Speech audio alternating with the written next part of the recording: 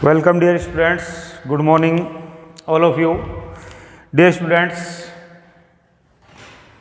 आज के लेक्चर में हम सॉलिड स्टेट का हिंदी मीडियम के लिए नेक्स्ट लेक्चर नंबर 5 हम स्टार्ट करेंगे। Dear students, myself AK Sharma. Solid state में अभी तक हमने सॉलिड का क्लासिफिकेशन किया दो पार्ट्स में, क्रिस्टलाइन सॉलिड और अमोर्फस सॉलिड, क्रिस्टलीय ठोस और अक्रिस्टलीय ठोस। डियर स्टूडेंट्स, इसके बाद हमने क्लासिफिकेशन किया था क्रिस्टलीय ठोस का, क्रिस्टलाइन सॉलिड का क्लासिफिकेशन किया। क्रिस्टलीय ठोस को हमने 4 पार्ट्स में डिवाइड किया: आणविक क्रिस्टलीय ठोस, आयनिक क्रिस्टलीय ठोस, धात्विक क्रिस्टलीय ठोस और सहसंयोजी नेटवर्क क्रिस्टलीय ठोस। अब डियर स्टूडेंट्स, हम बात करेंगे क्रिस्टलीय जालक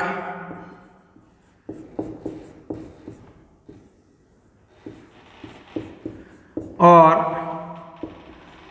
एकक कोष्ठिका।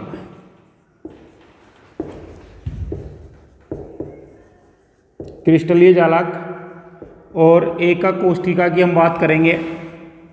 तो डियर स्टूडेंट, सबसे पहले हम बात कर लेते हैं, हम एक घनीय क्रिस्टलीय संरचना का निर्माण करते हैं। हम जिस कमरे में बैठे हुए हैं, इस कमरे को हम एक घन मान सकते हैं और इस घनीय क्रिस्टलीय जालक संरचना में मैंने आपसे कहा ये मेरे पास एक घनीय क्रिस्टलीय जालक संरचना है। अब हमें माइंड को थोड़ा सा ब्रॉड रखना पड़ेगा, विस्तृत रखना पड़ेगा, क्योंकि अब हमें कुछ पॉइंट हमें सोचते हुए चलना है। कुछ पॉइंटों पे हमें अपनी थॉट्स को इंक्रीज करना है, अपने विचारों को बढ़ाना है। डियर स्टूडेंट्स, पूरा विश्व अभी कोरोना नामक महामारी से ग्रसित चल रहा है और इसमें सभी तरीके की प्रक्रियाएं लगभग बंद चल रही हैं। जैसे मैं आपके फेवर में बात करूं, क्लासें अभी आपकी ऑफलाइन क्लासें, क्लासरूम स्टडी आपकी अभी शुरू नहीं हो पा रही है, तो उसके लिए हम जितनी हेल्प कर सकते हैं उतनी हेल्प हम आपकी कर रहे हैं। तो डियर स्टूडेंट्स, इस महामारी में हमें अपने आप को नियंत्रित रखते हुए अपनी डेली लाइफ की दिनचर्या जो है इसको नियंत्रित करते हुए और अपने लाइफ को आगे बढ़ाना है।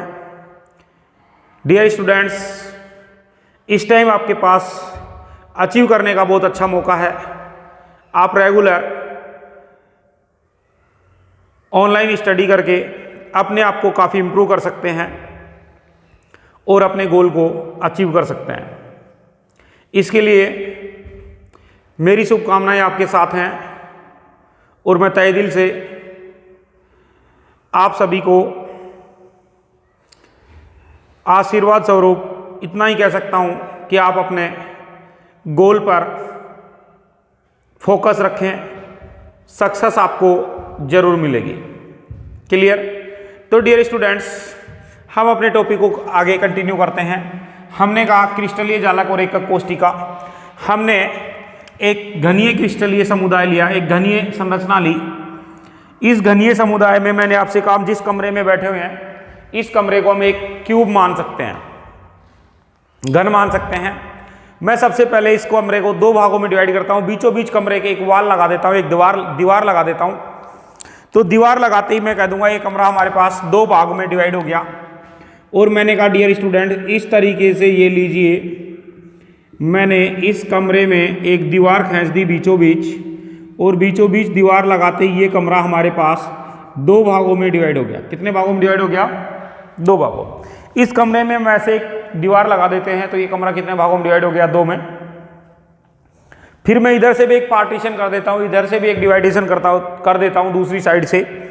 अब मैं कहूँगा कि ये कमरा जो मेरे पास है, ये क्यूब जो मेरे पास है, ये 4 पार्ट्स में डिवाइड हो गया। कितने पार्ट्स में डिवाइड हो गया? 4 में। ठीक है? कितने पार्ट्स में डिवाइड हो गया डियर स्टूडेंट्स? 4 पार्ट्स में डिवाइड हो गया। और 4 पार्ट्स में डिवाइड होने के बाद मैंने आपसे कहा कि मैं छतिया फर्श के पैरेलल, छतिया फर्श के समांतर एक डिवाइडेशन और कर देता हूं। एक डिवाइडेशन यदि मैं इसमें और कर देता हूं तो ये कमरा हमारे पास टोटल कितने पार्ट्स में डिवाइड हो गया? 8 पार्ट्स में डिवाइड हो गया। डायग्राम ध्यान रखना मैं कैसे बना रहा हूं। अब मैं कह देता हूं ये जो फेस है, इस फेस का सेंटर ये हो गया, ये जो फलक है इस फलक का सेंटर ये हो गया, ऊपर वाले फलक का सेंटर ये हो गया, इस नीचे वाली फलक का सेंटर ये हो गया, और डियर स्टूडेंट्स ये जो बैक में फेस है, बैक में जो फलक है पीछे की तरफ, इसका सेंटर ये हो गया, इस फलक का सेंटर ये हो गया, और जो मेरे सामने फ्रंट में फलक है इसका सेंटर ये हो गया।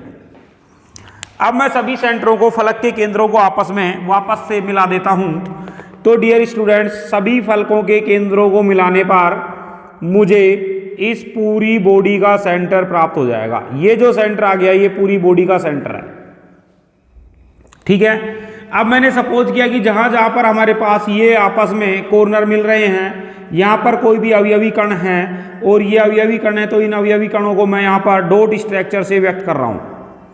किससे व्यक्त कर रहा हूं? डॉट संरचना से व्यक्त कर रहा हूं। और डॉट संरचना से जब मैं इसको व्यक्त करता हूं तब मैं आपसे कहूंगा कि ये जो बिंदुवत संरचनाएं हैं, ये बिंदुवत संरचनाएं इस क्रिस्टल के निर्माण में भाग लेने वाले अवयवी कणों को दर्शा रही हैं। क्योंकि मैंने क्या कहा, किसी भी क्रिस्टल में भाग लेने वाले अवयवी कणों को गोलाकार मानते हुए इनको बिंदुवत संरचना से दर्शाया जाए, तो ये बिंदुवत संरचनाएं हमारे लिए कहलाएगी क्या?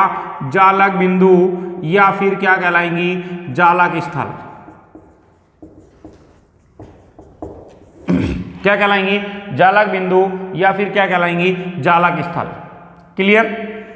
तो सबसे पहले डेफिनेशन आ गई डियर स्टूडेंट्स हमारे पास, जालक बिंदु क्या होते हैं या फिर जालक स्थल क्या होते हैं। तो मैं कहूंगा किसी भी क्रिस्टल के निर्माण में भाग लेने वाले अवयवी कणों को,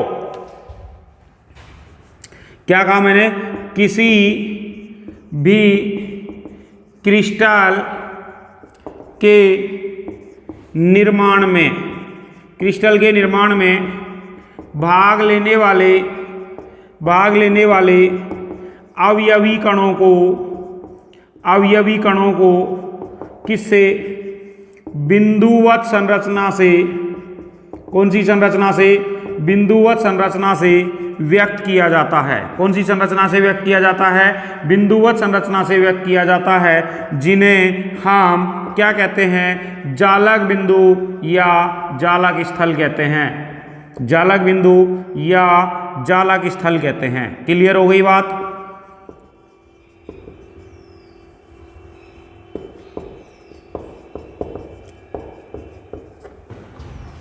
क्लियर है?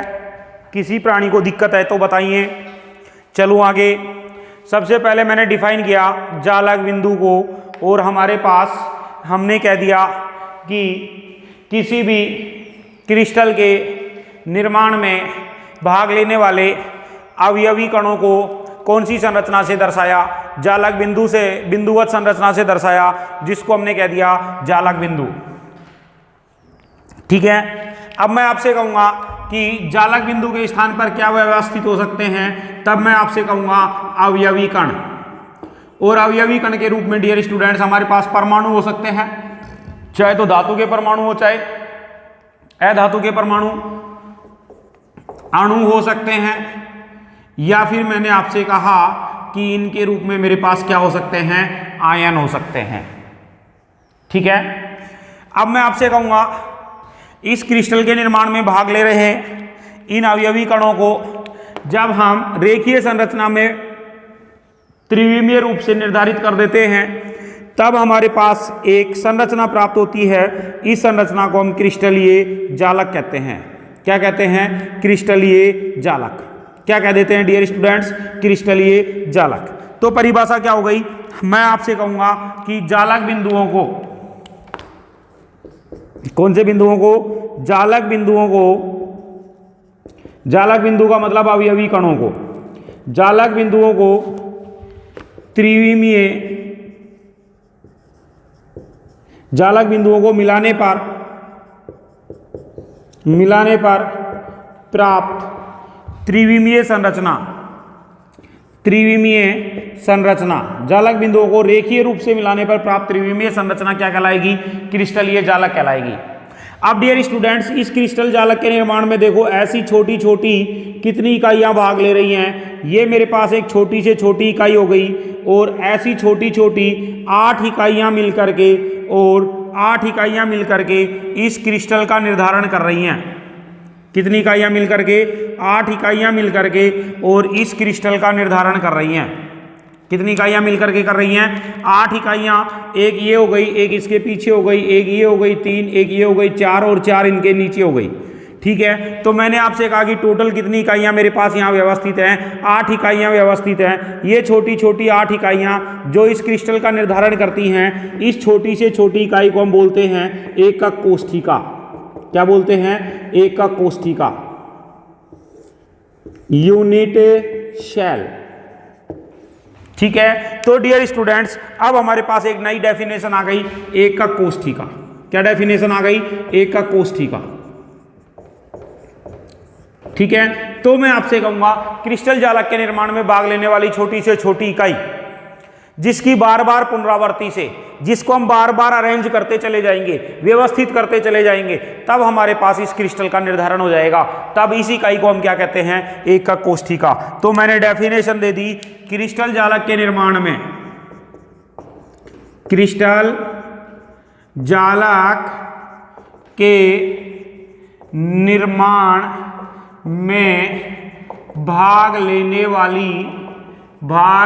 वाली छोटी से छोटी इकाई, छोटी से छोटी इकाई जिसकी बार बार पुनरावृत्ति से, जिसकी बार बार पुनरावृत्ति से इस क्रिस्टल का निर्धारण किया जाता है। इस क्रिस्टल का निर्धारण किया जाता है, क्या कहलाती है? एकक कोष्ठिका। तो डियर स्टूडेंट्स, एकक कोष्ठिका जो है, ये एकक कोष्ठिका क्रिस्टल की संरचनात्मक इकाई है। क्रिस्टल की कौन सी इकाई है? क्रिस्टल जालक की संरचनात्मक इकाई है। हमने बायोलॉजी में कहीं पढ़ा है कि हमारे शरीर का निर्माण छोटी छोटी कोशिकाओं से हुआ है। किन से हुआ है? छोटी छोटी कोशिकाओं से। तो हमारी बॉडी की स्ट्रक्चरल और फंक्शनल यूनिट जो होती है वो सेल है, कोशिका है। इसी तरीके से किसी भी क्रिस्टल जालक की संरचनात्मक इकाई क्या है? एकक कोष्ठिका है। क्लियर हो गई बात? मैंने आपसे कहा कि मैं छोटी छोटी ईंटों को मिला करके एक वॉल का निर्माण करता हूँ, एक दीवार का निर्माण करता हूँ। तो मैं आपसे कहूँगा कि इस दीवार के लिए ये जो ईंटें हैं ये हमारे पास क्या हो जाएंगी? संरचनात्मक इकाई हो जाएगी। क्लियर हो गई बात? किसी के माइंड में कोई कंफ्यूजन तो नहीं है? मेरे हिसाब से नहीं होना चाहिए। ठीक है, अब हम बात करेंगे कि ये जो एकक कोष्ठिका है, इस एकक कोष्ठिका के पैरामीटर क्या क्या होते हैं, इसके मापक क्या क्या हो सकते हैं। ठीक है, तो डियर स्टूडेंट्स, हमने टॉपिक स्टार्ट किया क्रिस्टल जालक और एकक कोष्ठिका। सबसे पहले मैंने आपसे एक संरचना बनवाई और मैंने कहा कि इसमें जो बिंदुवत संरचना है इनको हमने क्या कहा? अवयवी कण। अवयवी कणों को किससे व्यक्त किया है हमने? बिंदुवत संरचना से। और इन बिंदुवत संरचना को हमने नाम दे दिया जालक बिंदु या जालक स्थल। मैं आपसे पूछ सकता हूं जालक बिंदु या जालक स्थल के स्थान पर क्या क्या हो सकते हैं? तो मैं आपसे कहूंगा जालक बिंदु या जालक स्थल के स्थान पर अवयवी कण व्यवस्थित होते हैं। ये जालक बिंदु आपस में रेखीय संरचना में व्यवस्थित होकर के मिल करके और किसका निर्धारण करते हैं? पूरे संपूर्ण क्रिस्टल जालक का निर्धारण करते हैं। क्लियर हो गई बात? अब डियर स्टूडेंट्स, फिर हमने कहा इस संपूर्ण क्रिस्टल जालक के निर्माण में छोटी छोटी इकाइयां भाग ले रही हैं और ये छोटी छोटी इकाइयां हमारे लिए क्या कहलाती हैं? एकक कोष्ठिका कहलाती हैं। तो मैंने आपसे कहा किसी भी क्रिस्टल के निर्माण में भाग लेने वाली छोटी छोटी इकाइयों को, जिनकी बार बार पुनरावृत्ति से हम इस संपूर्ण क्रिस्टल का निर्माण करते हैं, इसको हम क्या कहते हैं? एकक कोष्ठिका कहते हैं। तो हमारे पास एकक कोष्ठिका इस संपूर्ण क्रिस्टल की कैसी इकाई हो गई? संरचनात्मक इकाई। कैसी इकाई हो गई? संरचनात्मक इकाई। अब डियर स्टूडेंट्स, मैं आपसे बात करके एक पॉइंट में डिसाइड करता हूं और मैं आपको कह देता हूं कि मेरे पास एक स्मॉलेस्ट यूनिट एकक कोष्ठिका जो है ये इस प्रकार से हम डायग्राम रूप से व्यक्त कर सकते हैं। ये एक एकक कोष्ठिका हो गई मेरे पास। इस एकक कोष्ठिका को व्यक्त करने के लिए ये एकक कोष्ठिका हो गई। इस एकक कोष्ठिका का निर्धारण त्रिविम में होगा। ऐसी छोटी छोटी 8 इकाइयां जुड़ करके, और मैंने कहा अनेक इकाइयां जुड़ करके पूरे क्रिस्टल का निर्माण करेंगे। तो डियर स्टूडेंट्स, इस एकक कोष्ठिका के मापन के लिए मुझे एक तो इस एक्स अक्ष की लंबाई चाहिए, एक मुझे इस वाई अक्ष की लंबाई चाहिए, एक मुझे इस जेड अक्ष की लंबाई चाहिए, दूसरा मुझे इनके बीच के कोण जो हैं ये भी इसका मापन करेंगे। ठीक है, तो मैं आपसे बात कर रहा हूं एकक कोष्ठिका के पैरामीटर क्या क्या हो सकते हैं।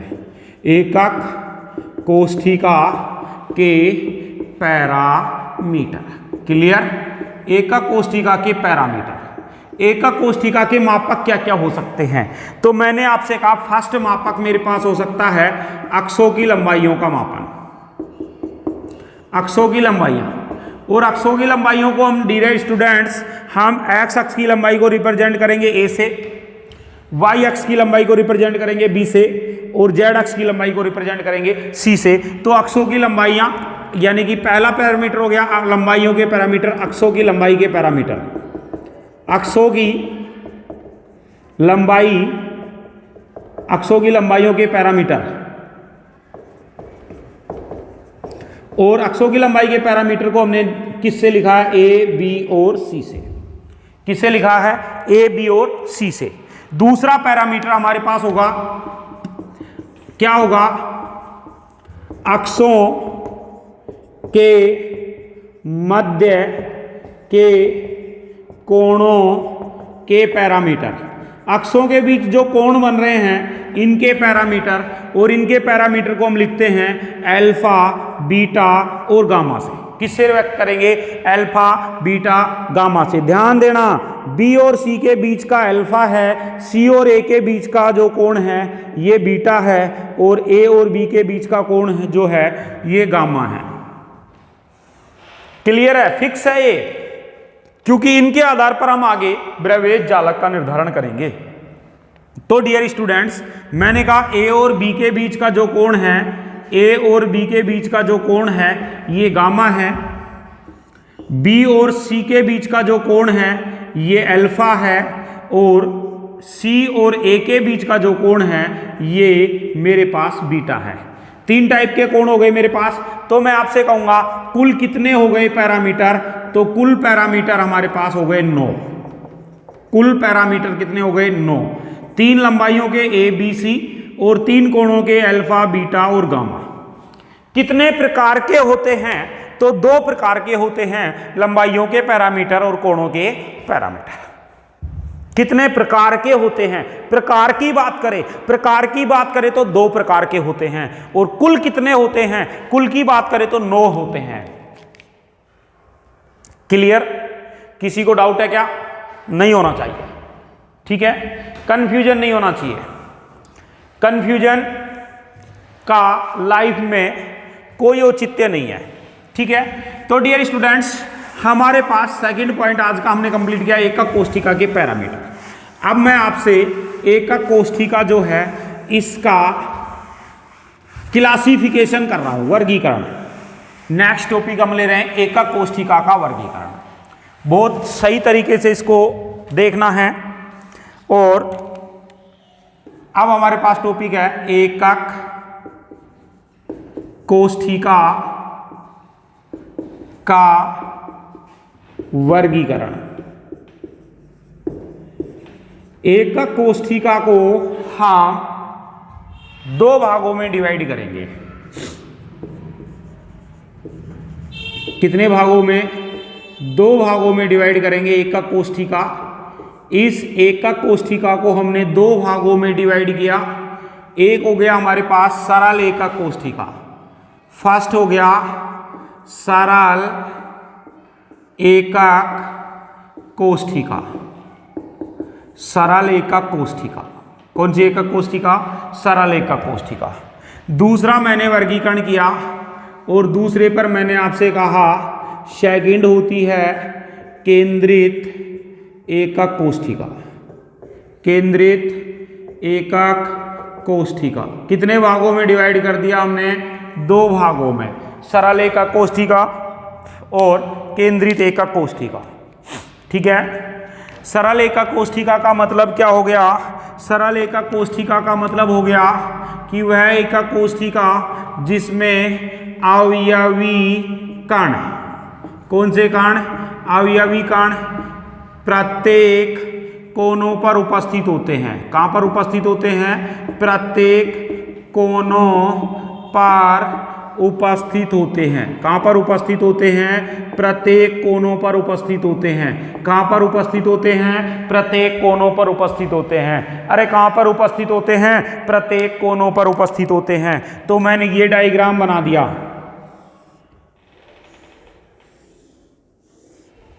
एक मैंने छोटी सी एकक कोष्ठिका बनाई और इस एकक कोष्ठिका में मैंने कहा, क्योंकि हम घनीय संरचना पढ़ रहे हैं तो मैं घन के रूप में ही बना रहा हूं, और अवयवी कण ये लो प्रत्येक कोनों पर उपस्थित हैं।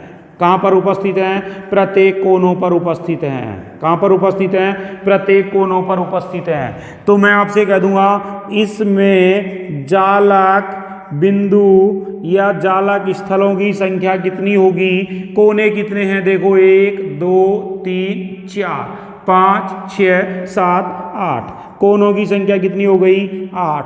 तो डियर स्टूडेंट्स, सरल एकक कोष्ठिका इसको हम बोलते हैं सिंपल क्यूबिक यूनिट शेल, और शॉर्ट में हम बोलते हैं एससीसी। क्या बोलते हैं? एससीसी। एससीसी की डेफिनेशन हो गई वह एकक कोष्ठिका जिसमें अवयवी कण प्रत्येक कोनों पर उपस्थित होते हैं। ठीक है, जालक बिंदु या जालक स्थल कितने हो गए? 8। मैं आपसे एक बात कर लेता हूं, क्योंकि मेरी आदत है बार बार बातें करने की। तो मैंने आपसे एक बात की कि मेरे पास एक कोई भी कोष्ठिका है, इसमें घनीय इकाई में कोनों की संख्या, तो डियर स्टूडेंट्स कोनों की संख्या कितनी आ रही है हमारे पास? 8 आ रही है। कितनी आ रही है? 8। क्लियर हो गई ना ये बात? कोई बात नहीं, भगवान तुम्हारा भी भला करेगा, मेरे साथ साथ, अकेले नहीं करेगा। मैंने कहा केंद्रित एकक कोष्ठिका। केंद्रित एकक कोष्ठिका का मतलब हो गया अवयवी कण कोनों के साथ किसी भी केंद्र पर भी उपस्थित होंगे। किसी भी केंद्र पर कोई भी केंद्र हो सकता है, उस पर भी उपस्थित होंगे, तब हम ऐसी एकक कोष्ठिका को कहेंगे केंद्रित एकक कोष्ठिका। कौन सी एकक कोष्ठिका? केंद्रित एकक कोष्ठिका। बेटा केंद्रित एकक कोष्ठिका 3 प्रकार की होगी। एक होगी काय केंद्रित एकक कोष्ठिका, जिसको हम कहेंगे अंतः केंद्रित, इंग्लिश में बोलेंगे बॉडी सेंटर्ड, और शॉर्ट में बोलेंगे BCC, body centred cubic unit cell. ठीक है, इसमें दूसरा हमारे पास होगा जिसको हम बोलेंगे कि फलक केंद्रित एकक कोष्ठिका। फलक केंद्रित एकक कोष्ठिका। ठीक है, फलक केंद्रित एकक कोष्ठिका में मैं आपसे कहूंगा कि हमारे पास इंग्लिश में बोलेंगे face centred cubic unit cell, short में हम कहेंगे FCC। क्या कहेंगे? FCC। तीसरे नंबर पर होगी जिसको हम बोलेंगे अंत्य केंद्रित। क्या बोलेंगे? अंत्य केंद्रित एकक कोष्ठिका, और अंत्य केंद्रित एकक कोष्ठिका को हम कहेंगे end centred unit cell, end centred cubic unit cell EC। ठीक है। तो हमारे पास पहले मैंने कहा एकक कोष्ठिका को हमने दो भागों में बांट दिया, सरल एकक कोष्ठिका और केंद्रित एकक कोष्ठिका।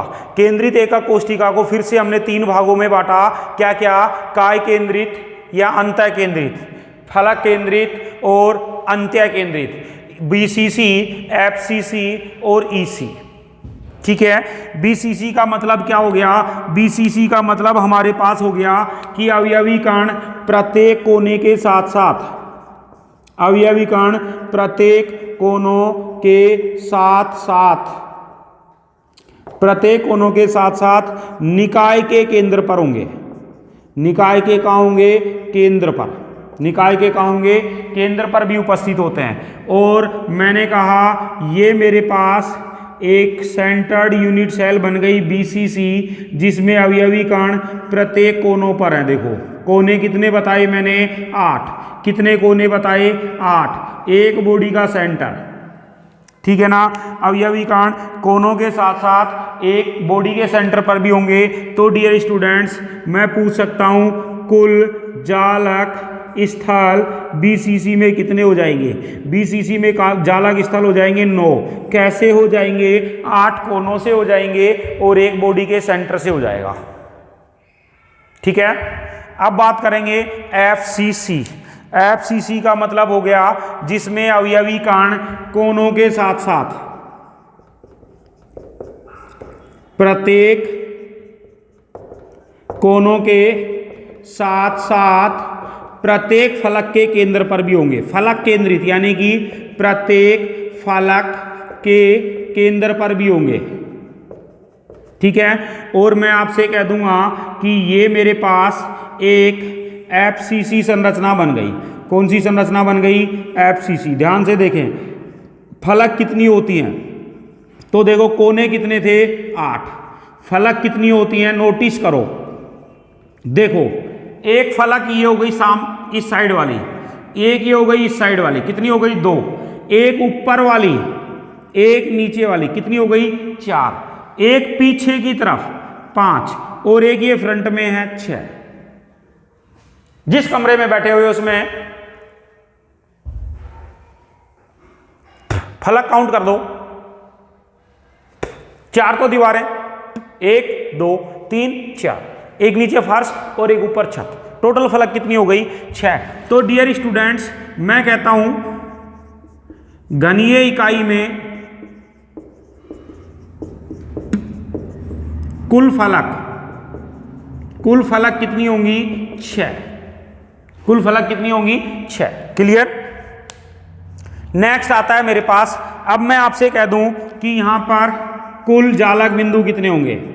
एफसीसी में कुल जालक बिंदु कितने होंगे, कुल जालक बिंदु हो गए 8 कोनों से और 6 फलकों से। जालक बिंदु कितने हो गए डियर स्टूडेंट्स, 14 हो गए। कितने जालक बिंदु हो गए, 14। ठीक है। कितने जालक बिंदु हो गए, 14। अब मेरे पास लास्ट में आती है अंत्य केंद्रित एकक कोष्ठिका। ठीक है। कौन सी आती है, अंत्य केंद्रित एकक कोष्ठिका। अंत्य केंद्रित एकक कोष्ठिका जिसको हम बोलेंगे ईसी। ईसी का मतलब है कि अवयवी कण कोनों के साथ साथ 2 समांतर या एकांतर फलकों के केंद्र पर, एकांतर फलकों के केंद्र पर। ठीक है। 2 समांतर या एकांतर फलकों के केंद्र पर। मैंने कह दिया वह एकक कोष्ठिका जिसमें अवयवी कण 2 समांतर या एकांतर फलकों के केंद्र पर व्यवस्थित होते हैं। तो डियर स्टूडेंट्स, ये डायग्राम बनाया मैंने, ये एक एकक कोष्ठिका हो गई। इसमें अवयवी कण कोनों पर भी होंगे। कोनों पर होंगे तो कोने कितने हैं, 8। कितने कोने हैं, 8। 2 समांतर फलकों पर, एक ये फलक ले लेता हूं तो इसके समांतर ये फलक हो गई। ठीक है।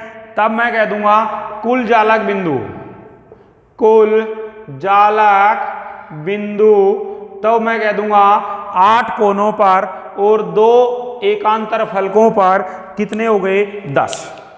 कुल जालक बिंदु कितने हो गए, 10। ठीक है। अब वापस आएंगे हम हमारे पॉइंट पे। मैंने आपसे कहा कि घनीय इकाई में कोनों की संख्या 8 घनीय इकाई में फलक कितने होंगे? 6। फिर मैं आपसे कहूंगा कि घनीय इकाई में किनारे, किनारे तो किसी भी इकाई में किनारे काउंट करो। देखो 1 2 3 4 5 6 7 8 9 10 11 12। कितने किनारे हो गए बेटा? 12 किनारे हो गए। तो डियर स्टूडेंट्स, किसी भी घनीय इकाई में टोटल किनारे कितने होते हैं? 12 होते हैं। जिस कमरे में आप बैठे हो, मैंने कहा इसको एक घन मानते हुए सभी चीज़ों का एनालिसिस आप कर सकते हैं। मैंने कहा इस कमरे की किनारे काउंट कर दो तो कितने आ जाएंगे? 12। और किसी भी इकाई का अंतः केंद्र, अंतः केंद्र किसी भी बॉडी का सेंटर हमेशा 1 होता है। कितना होता है? 1। क्लियर? अब आप एक बार वापस से आओ। घनीय इकाई में कोनों की संख्या 8 हो गई। एक कोने को पकड़ो, एक कोना कितनी इकाइयों को स्पर्श करेगा? तो इस कोने को नोटिस करो। एक कोने पकड़ के इस कमरे में भी इस कोने का पार्टिसिपेंट रहेगा। ये कमरा इस कोने के साथ टच रहेगा, इसके बराबर वाले कमरे के साथ भी रहेगा। कितने कमरों में हो गया? 2। 2 इसके बराबर में भी रहेगा। कितने हो गए? 4। 4 नीचे टच कर रहा है तो 4 ही ये ऊपर की तरफ भी टच करेगा। ठीक है ना? तो मैं कहूंगा कोनों पर उपस्थित कण 8 कणों को, 8 इकाइयों को स्पर्श करेगा। क्या कहा मैंने? कोनों पर उपस्थित कण। कहां पर उपस्थित कण?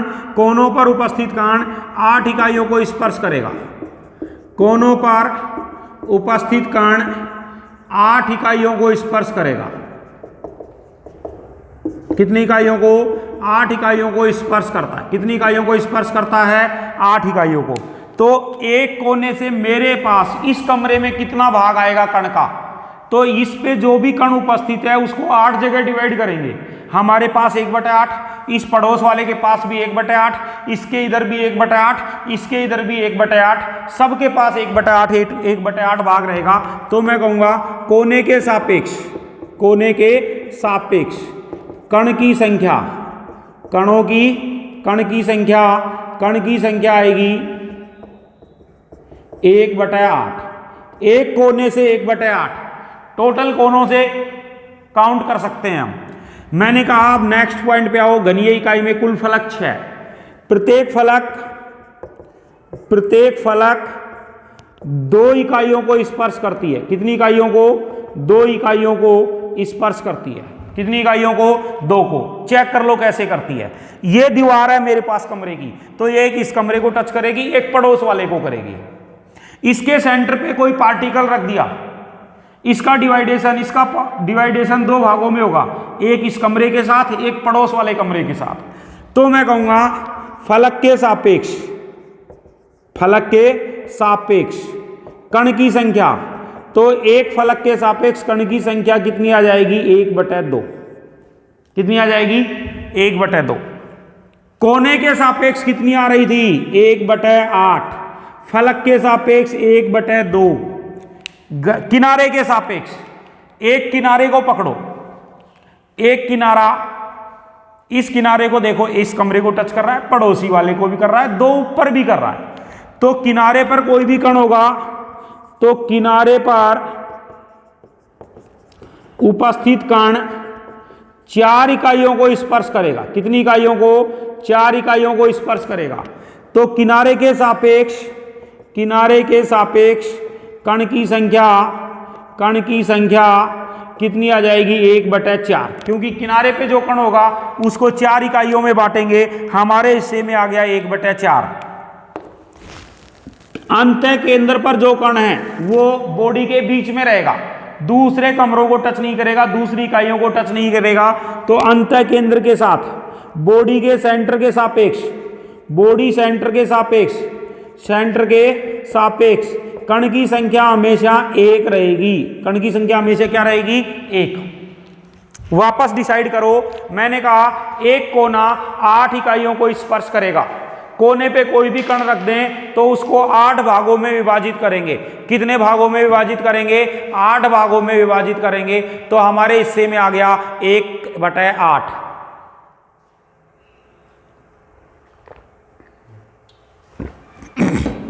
कितना आ गया? 1/8। फलक के सापेक्ष, तो फलक के सापेक्ष आएगा 1/2। किनारे के सापेक्ष आएगा 1/4।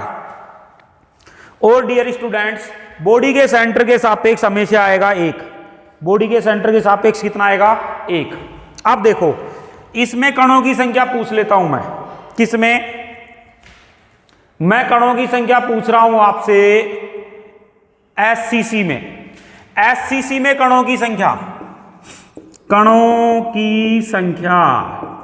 कहां से निकालोगे? कोनों पर उपस्थित हैं। कोनों पर एक कोने से 1/8। कितने कोने हैं? 8 कोने हैं। सबसे 1/8, तो 1/8 गुणा 8। एससीसी में कणों की संख्या कितनी आ गई? 1। एससीसी में कणों की संख्या कितनी आ गई? 1। बीसीसी में मैं पूछ लेता हूं कि बीसीसी में मुझे कणों की संख्या बताओ। बीसीसी में कणों की संख्या, बीसीसी में कहां से आएगी? बीसीसी में कण कहां पर हैं? कोनों पर हैं और निकाय के केंद्र पर हैं। कोनों से कितनी आएगी? 1/8 गुणा 8।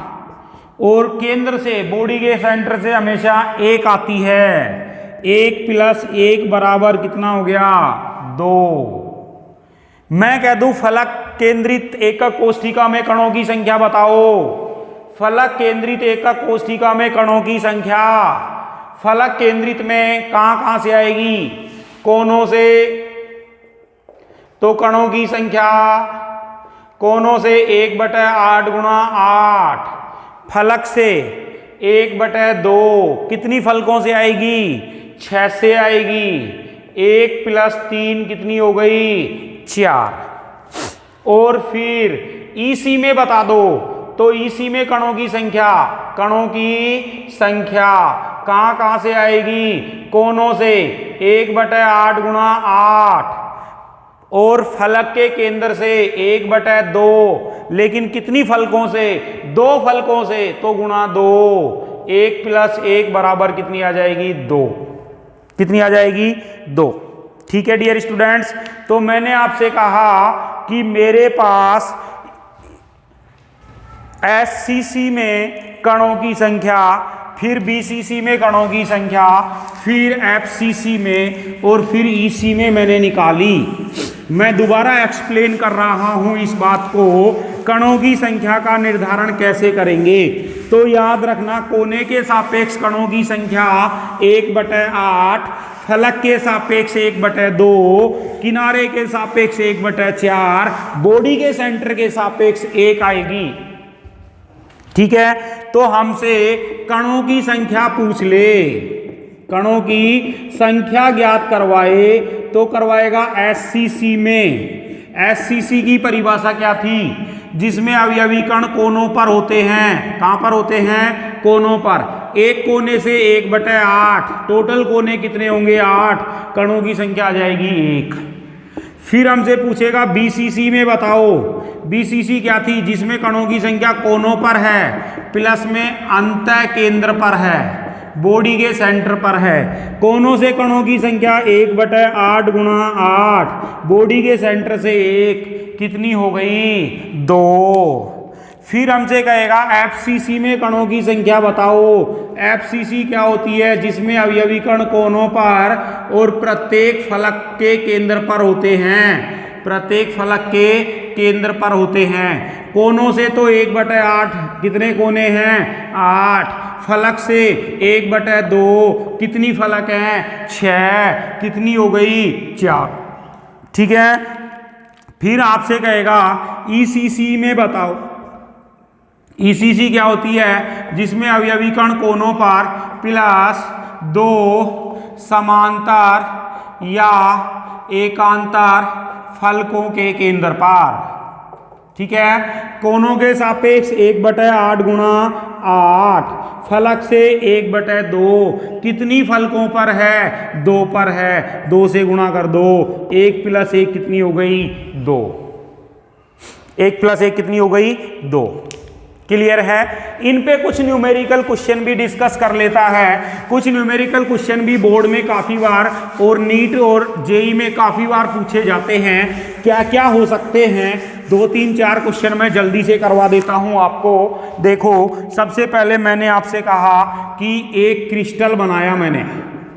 क्या बनाया? क्रिस्टलीय जालक बनाया। और क्रिस्टलीय जालक का निर्माण किया मैंने ए व बी से। ए जो है ये कोनों पर है और बी जो है ये बॉडी के सेंटर पर है, निकाय के केंद्र पर है। तो इस क्रिस्टल का सूत्र बताओ क्या होगा? तो देखो, ए की संख्या निकालो। ए की संख्या कहाँ से निकालेंगे? कोनों से निकालेंगे। 1/8 गुणा 8 कितनी हो जाएगी? 1। बी की संख्या निकाल दो। बी की संख्या निकालेंगे निकाय के केंद्र से। निकाय के केंद्र से हमेशा 1 कितनी हो जाएगी? ए और बी का रेशियो आ गया 1:1। तो फॉर्मूला हो गया AB। ठीक है। फिर मैंने नेक्स्ट क्वेश्चन लिया, क्रिस्टल बनाया x व y से। x है ये BCC में है और y जो है FCC में है। तो यौगिक का सूत्र बताओ। BCC में है तो मैं कह दूंगा यहां से x की संख्या आ जाएगी 1/8 गुणा 8 प्लस में 1 कितनी आ जाएगी? 2। FCC में y है तो y की संख्या आ जाएगी मेरे पास कोनों से 1/8 गुणा 8, फलक से 1/2 गुणा 6, 1 + 3 कितनी आ गई? 4। x और y का अनुपात निकाल दो, 2:4, 1:2। फॉर्मूला हो गया XY2। ठीक है। तीसरा क्वेश्चन मैंने लिया, एक क्रिस्टल का निर्माण M व N से हुआ। M जो है ये मेरे पास कोनों पर है और Y जो है BCC में है। अब सूत्र बताओ। तो M की संख्या आ जाएगी कोनों से 1/8 गुणा 8, N की संख्या आ जाएगी BCC के अकॉर्डिंग तो कोनों पर भी आएगी और बॉडी के सेंटर पर भी आएगी। 1 + 1 यानी 2। M और N का अनुपात आ गया 1:2 यानी MN2। ऐसे ही कोई भी क्वेश्चन हमें दे करके, जैसे एक क्वेश्चन और करवा दूं मैं, P व Q से एक क्रिस्टल का निर्माण किया। क्वेश्चन ले लिया मैंने, हमने एक क्रिस्टल का निर्माण किया है। किससे किया है? P व Q से। और P व Q से निर्माण किया तो मैं आपसे कह दूं कि P जो है ये कोनों पर है। कहां पर है? कोनों पर। और Q जो है ये किनारों पर है। कहां पर है? किनारों के केंद्र पर है। तो P की संख्या 1/8 गुणा 8, Q की संख्या 1/4 गुणा 12, किनारे के सापेक्ष 1/4, टोटल किनारे 12। ठीक है। तो इसकी संख्या तो हो गई 1, इसकी संख्या हो गई 3। फॉर्मूला हो गया P और Q का अनुपात 1:3। फॉर्मूला हो गया PQ3। ठीक है। इस तरीके से हमें कुछ क्वेश्चंस देगा और फिर हमसे सॉल्यूशन करवाएगा। ठीक है। मैं आपसे एक क्वेश्चन, इंपॉर्टेंट क्वेश्चन, चलते चलते एक इंपॉर्टेंट क्वेश्चन जो जेई और नीट के लिए बहुत इंपॉर्टेंट है उस क्वेश्चन को करवा देता हूं। मैंने कहा P और Q हैं। इस P को कोनों पर उपस्थित कर दिया मैंने, इसको मैंने FCC में उपस्थित कर दिया। फिर मैंने कहा क्रिस्टलीकरण के समय, ढंग से सुनना, क्रिस्टलीकरण के समय एक कोने पर P कण जुड़ने से वंचित रह गया। एक P कण जुड़ने से वंचित रह गया। अब इसका फॉर्मूला बताओ। तो डियर स्टूडेंट्स, P की संख्या लेंगे हम कोनों से 1/8, लेकिन गुणा में 8 कोनों पर नहीं है। अब 1 पर नहीं जुड़ा, कितने पे जुड़ा? 7 पे, तो 7/8। Q की संख्या, Q किस में है? FCC में है। तो 1/8 गुणा 8 कोनों से प्लस फलक से 1/2 गुणा 6 कितना हो गया? 4। P और Q का अनुपात आ गया 7/8:4। ठीक है, मैं कह देता हूं 7:32। फॉर्मूला बन गया P7Q32। ठीक है, तो डियर स्टूडेंट्स आज के लेक्चर में हम इतना ही करेंगे। Thank you.